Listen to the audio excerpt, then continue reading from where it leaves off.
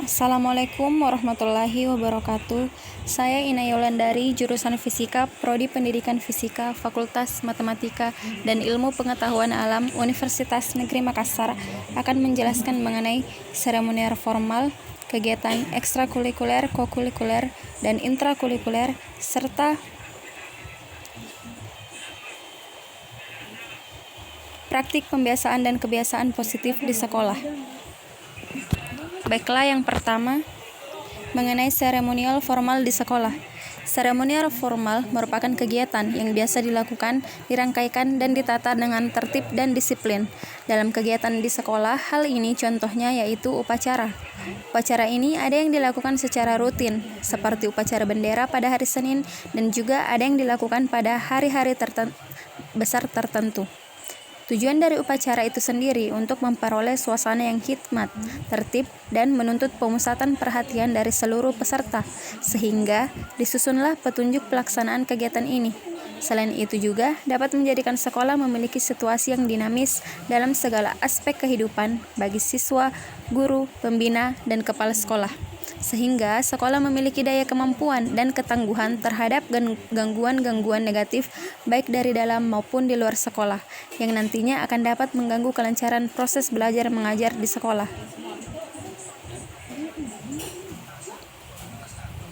Gambar di samping merupakan contoh dari upacara yang diambil dari SMA Negeri 11 Pangkajene, di mana upacara bendera dilaksanakan setiap hari Senin dengan petugas upacara terdiri dari pemimpin upacara, pembaca upacara atau MC, pembaca naskah Pancasila, pembaca teks Undang-Undang Dasar 1945, pembaca doa, pengibar bendera, serta kelompok paduan suara atau ansambel musik yang akan menyanyikan atau mengiringi lagu-lagu yang dibawakan saat upacara.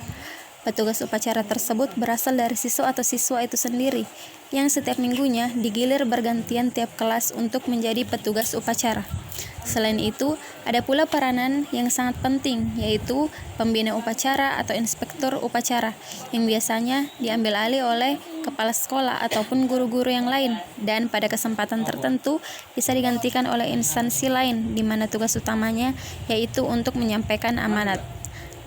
Dalam upacara setiap hari Senin yang dilakukan di SMA Negeri 11 Pangkajene, setelah pembina upacara menyampaikan amanatnya yang di dalamnya berisi penyampaian penting dan wejangan-wejangan kepada siswa dan siswi, biasanya akan ada pula pemberitahuan mengenai pencapaian dari siswa dan siswi di sekolah tersebut.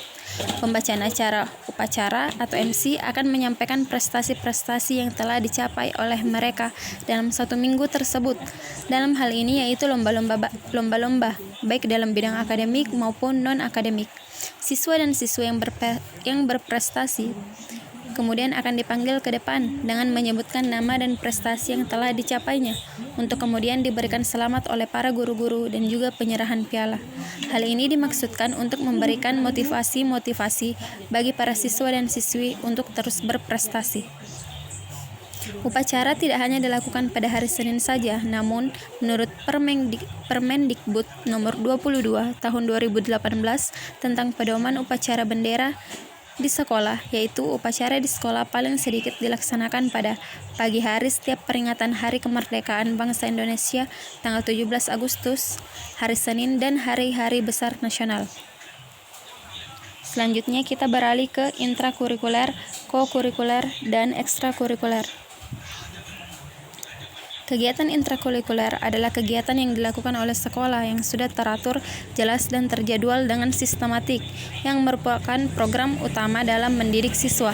Sama seperti sekolah lainnya, SMA Negeri 11 Pangkajene mendidik siswa dengan berbagai mata pelajaran seperti matematika, fisika, PKN, agama, dan lain-lain, sebagaimana dilaksanakan pada umumnya. Kegiatan ini dilakukan oleh guru dan peserta didik dalam jam-jam pelajaran setiap harinya dan dilakukan dengan menggunakan alokasi waktu yang telah ditentukan dalam struktur program. Kegiatan ini tersusun dan terjadwal dalam bentuk roster yang telah dibuat. Selanjutnya ada kegiatan ekstrakurikuler. yang merupakan kegiatan tambahan yang dilakukan di luar jam pelajaran, yang dilakukan baik di sekolah ataupun di luar sekolah, dengan tujuan untuk mendapatkan tambahan pengetahuan, keterampilan, dan wawasan, serta membantu membentuk karakter peserta didik sesuai dengan minat dan bakat masing-masing. Berdasarkan Surat Keputusan Menteri Pendidikan dan Kebudayaan Nomor 060-U-1993 dan Nomor 080-U-1993, kegiatan ekstrakurikuler adalah kegiatan yang diselenggarakan di luar jam pelajaran yang tercantum dalam susunan program sesuai dengan keadaan dan kebutuhan sekolah dan dirancang secara khusus agar sesuai dengan faktor minat dan bakat siswa. Oleh karena itu, sangat penting di dalam suatu sekolah untuk mengembangkan berbagai ekstrakurikuler. Di SMA Negeri 11 Pangkajene itu sendiri terdapat beberapa ekstrakurikuler yang terbentuk, yaitu PMR, CESPAP, Rohis, Sanggar Seni, Sispala, Pramuka, dan klub-klub belajar yang dibentuk seperti Spikom untuk fisika, Smeders untuk matematika, Kartel 12 untuk kimia, Biometrics untuk biologi, KAMS untuk bahasa Inggris, Despeksi untuk ekonomi, dan lain-lain, yang dibentuk sebagai tempat untuk belajar guna menemukan kelompok belajar yang sama-sama gemar pada bidang pelajaran tertentu.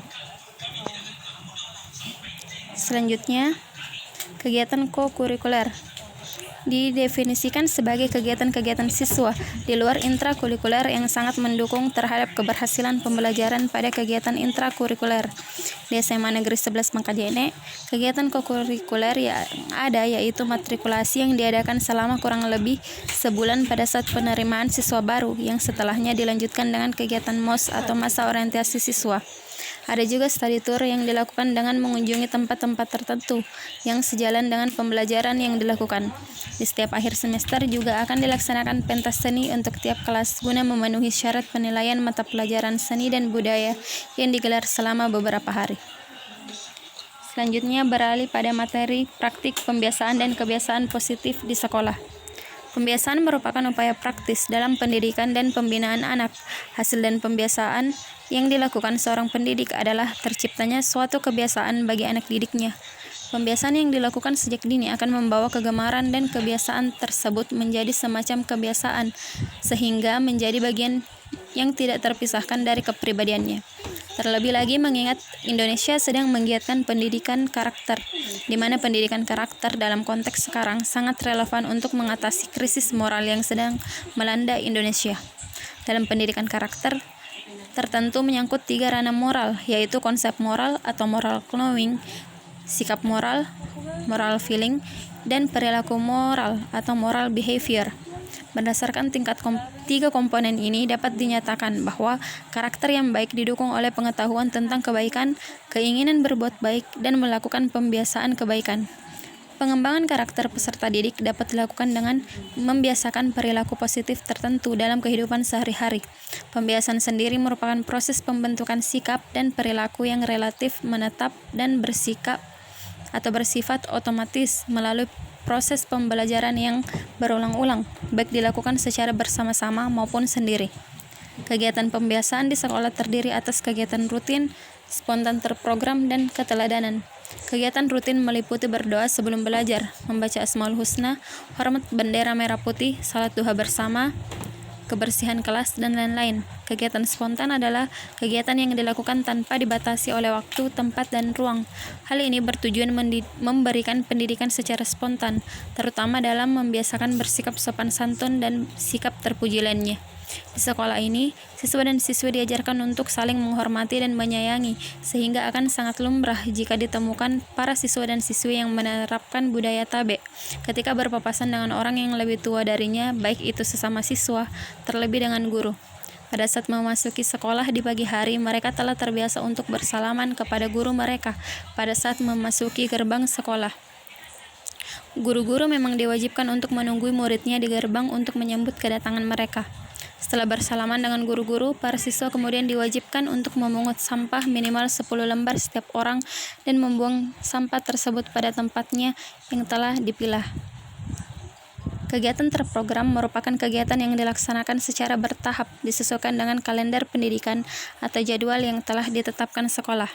Membiasakan kebiasaan atau kegiatan ini artinya membiasakan siswa dan personil sekolah aktif dalam melaksanakan kegiatan sekolah melalui atau sesuai dengan kemampuan dan bidang masing-masing. Contohnya kelas meeting, kegiatan karya wisata, kegiatan lomba mata pelajaran, dan lain-lain. Adapun kegiatan keteladanan yaitu kegiatan dalam bentuk perilaku sehari-hari yang dapat dijadikan contoh atau teladan.